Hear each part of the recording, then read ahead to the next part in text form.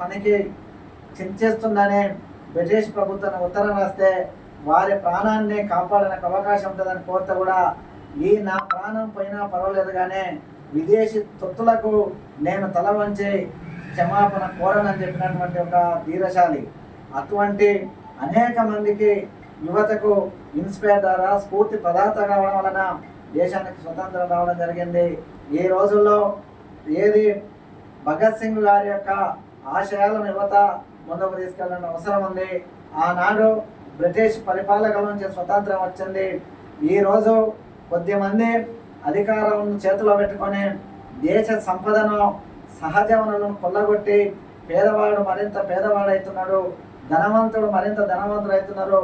ఈ మధ్యకాలంలో పత్రికలు చూస్తే భారతదేశంలో బిలియనీర్ల సంఖ్య పెరిగిపోతుంది. రోజుకొక 10 మంది బిలియనీర్లు అవుతున్నారు. ప్రపంచ ధనవంతుల్లో భారతదేశంలో అత్యధిక మంది ధనవంతులు తయారవుతున్నారని గొప్పలు చెప్పుకోవడం జరుగుతుంది. కానీ అదే సందర్భంలో పేదవాళ్ళు మరింత అవుతున్నారు.